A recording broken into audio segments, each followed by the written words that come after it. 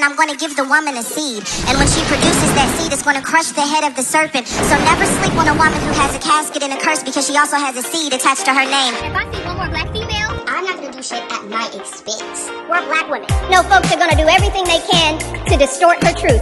Hard-working, highly educated, successful people who happen to be black. The most disrespected person in America is the black woman. The most unprotected person in America is the black woman. The most neglected person in America is the black woman. To respect our women and to protect our women. Like black women, we so tough all the time. God is real and God lives. It's out of all of us. Hello everybody, how are you guys doing? How are you guys feeling? Have you guys heard about this story? There's this new story going around about this woman who was a single parent. She happened to be homeless. Now she had, I believe, about 5 kids. I'm going to read you guys, the article and get into the meat and potatoes of it, but just, an outline so you guys kind of have an understanding. This woman actually was in her car homeless, and she had fell asleep, her and her children, and 2 of the children end up dying. The younger children end up dying because it was just so cold. They died from hypothermia. Sorry, I'm hypothermia. I'm sorry, but hypothermia. Child, I can't say that word right.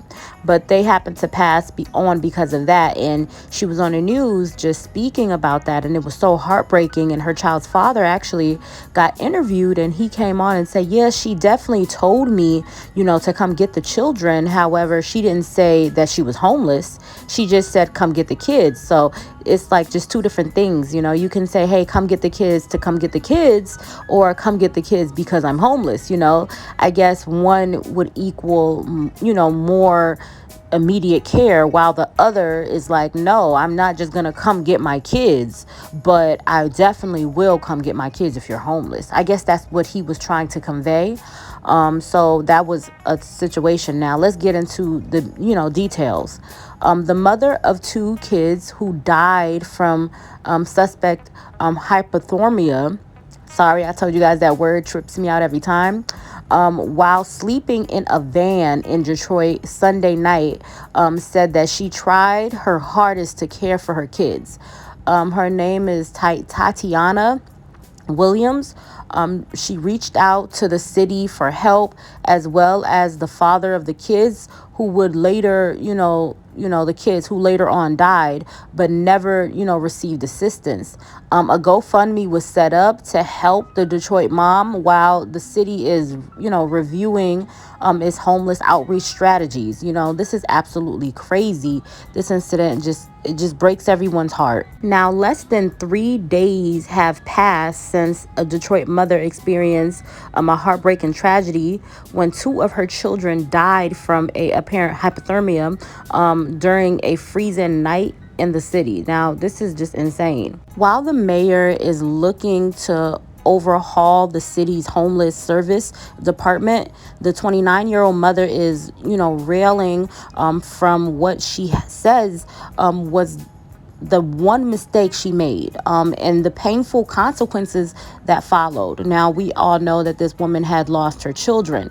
What they're saying is Tateona Williams says she did everything in her power to keep her kids safe, and everyone's familiar, with the entire situation knows that, she and her children were in that van, she's familiar with the entire system as far as contacting homeless shelters and all of these different things. And she did do that. However, nothing was able to happen. And she didn't receive much assistance or help, This woman says that everyone who's familiar with her, they know how kind of a mother she is. Everyone knows me, she says. They know that I worship the ground that those kids walk on, she said. She was just in tears while stating these things. Her children ate right. They went to school, according to her mom. They didn't want for nothing. I had one mistake, she said.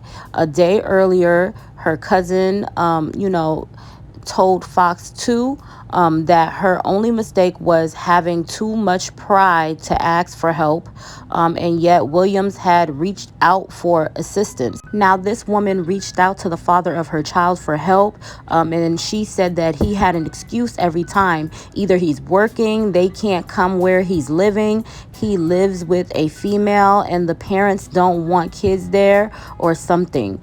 Williams said, maybe I asked the wrong people for help, but that was the one thing I did wrong. When she called the Detroit Homeless Situation the Detroit Homeless Solutions Agency, another unhelped reply was waiting for her. And every time I called, they said they don't have a bed. They don't have family beds. She said the last time she phoned the city was in November, but long before that she had joined Detroit Coordinated Assistant Model, CAP, that helped connect struggling citizens with support services like housing and treatment. And the crazy part about this is it wasn't just her. It was her and her mother and her children. Now, nothing came of efforts leading to a freezing night for herself, her mother, and her 5 kids sleeping in a 2002 van. This was absolutely insane. They had been living out of the van since November. Now, dig deeper, right? We're going to talk about it. Williams first discovered one of her kids were not breathing Monday morning. The van had, run out of gas and turned off sometime in the night, leading to, just crazy temperatures inside the vehicle. And the mom tragic discovery as a family member transported the child to the hospital. They got a phone call that another child was also not breathing. Both the 2-year-old and 9-year-old were pronounced dead at the hospital. The medical examiner will officially determine the cause of death during an autopsy, but police, pointed to freezing temperatures as a primary cause. So this is just absolutely insane and heartbreaking. It's kind of crazy because her mother, I never, really understood or knew that her mother was in the vehicle with her. Most of the time when you're going through a hard time, the person that you go to is that mama. You go to your mom, and her mom was like homeless right along with her. So she didn't really have that motherly, hey, I'm going to go to my mom. Her and her mom was in that vehicle. Now, the next day, the mayor and the chief of police, both of them actually held a press conference calling for a review of the Detroit Homeless Outreach Program within the Department of, housing, just everything, just for developments and everything. They just felt really horrible about what occurred. And, he said that the mayor stated that it was likely that they would expand the number of visits Detroit's outreach team conducts to homeless family members. So this is just wow. Now, the mayor continues saying that's because while Williams and her kids were sleeping in a van on the 9th floor of a casino parking structure, a shelter with available beds was open just down the road. We have to put eyes on these families experiencing homelessness with our professional outreach workers. We have to get them physically there and get an immediate response. That's what the mayor had to say. What can you do? As the city works on reforming its own strategies, Williams and her kids are working through the strategy that is only a few days old. Her cousin is hoping to help setting up a GoFundMe, which stated, and that's one of the reason we did get set the GoFundMe up so that she can have, she will be able to have housing for herself and the children, and other remaining children, said, her cousin, and this is just absolutely insane. Right now, we're going to turn to our other big story of the night. A father speaking to us tonight after learning 2 of his kids died from exposure to the cold in a casino parking lot. Yesterday, 7 News Detroit reporter Darren Cunningham spoke to the mother of those 2 kids about the tragic situation. Yesterday, I woke them up to wake them up from school. My son wasn't moving. And I kept saying, Freddie, please get up. Please. Well, tonight, Darren is getting the father's side of this story, hearing about the moment he learned 2 of his children had passed away. Darnell Curry Sr. wiped away tears while talking with me about his children, Darnell Jr. and Amelia, and the distressing phone call he says he took from their mother, Tateona Williams, on Monday. I went to the gym. As soon as I got on the treadmill, she called, saying, can I make it to the hospital right now? They got him. I was hoping it was a sick joke, but it wasn't. According to Detroit police, 9-year-old Darnell Jr. and 2-year-old Amelia died while sleeping in a vehicle at the Hollywood Casino at Greektown parking garage. Investigators say the cause appears to be hypothermia, a tragedy stemming from homelessness. I asked for help. I asked everybody, even people out of state. But I tried to keep hotels. I tried to pay people to stay there. It wasn't working for me. You know, people just didn't like too many kids at their house. I spoke with the children's mother Tuesday evening. She told me she's been living in her vehicle for 3 months, along with her 4 kids, her mother, and 2 teenage siblings. She says she reached out to Curry, who's the father of 3 of her children. I asked him, I said, can you get your kids for me? I said, I need help. You know I'm homeless. I done kept a room this long. I couldn't keep it no more. They were homeless. Had Tateona ever reached out asking to... No, she did not. All she said was, can I get him? Can I get him? Just to get him, and can I get him? Because y'all homeless, that's 2 different things. She said she had been homeless for 3 months. Say, that's what I saw, about 3 months, but she ain't never said nothing to me. Nothing. So all them other side stories, they can cut all that. No, she did not. Curry, who lives in Novi, says Williams never specified why she wanted to drop their kids off to him. She just asked, can I get him for a couple of days? But I told her I'm working and all that, and I'm out here. We're not close to each other, so I couldn't. But she knows all my family is right around the corner from her. Did she reach out to any of your family? No, she did not. And she knows she could have, like we always used to do. He says the last time he held his children was a month or 2 ago, and that they typically FaceTime, moments he will miss. And there's a, police investigation into this. What is it you would like to see come of this? Obviously, nothing's going to bring back your 9-year-old and your 2-year-old. It doesn't even matter to me. Can't get them back, so it's whatever. Darren Cunningham, 7 News Detroit. And guys, when I tell you all this mess with the GoFundMe child. Okay, so first I heard that the GoFundMe was created by her child's father. And I don't know his name. So yeah, I heard that was an option. I heard that the, GoFundMe was created by so many different individuals, right? So I saw this, and this is from the GoFundMe. It says, hello to all. Someone named Sammy H is going around and saying that Dark Clear Carter is scamming. I am not a scammer. Y'all see it on the screen, child. If I say this man's name wrong, I'm sorry. I just thought since this story touched my heart, I was compelled to do something. And I understand your concern. No, I am not family. I'm a single mother of 4, so some random single mother. She's a single mother of 4 kids that are grown now, she said. I've been where Tateona, the woman who all of this occurred with is no help from family or state, or too ashamed to let someone know. I made it because of my strength in God. I just feel that the woman who went through the entire situation was failed by America, her family, and her baby father. Her story just hit different. Right now, I'm getting information on the actual shelter she stayed at to contact her myself. I also plan to hand deliver all the money. I will have someone film it, not for show, just to have the memory. I can't convince you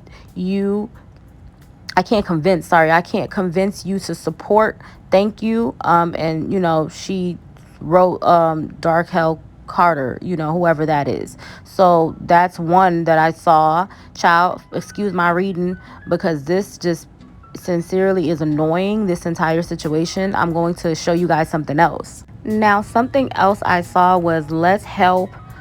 This entire GoFundMe, I think it's the same woman. She said, let's help Tateona Williams from Detroit. She lost 2 children. She was homeless and sleeping in her van. The system failed her and her family. This should have never happened. Let's show her some love and what it looks like to be loved. Please donate whatever you can. I'm getting more information about her and the ages of her 2 children. Please, America, let's show them what we do for one another. What we do for one of ours, child. What we do for one another and what we do for one of ours, child. Okay, this is what she had to say. Another GoFundMe I found.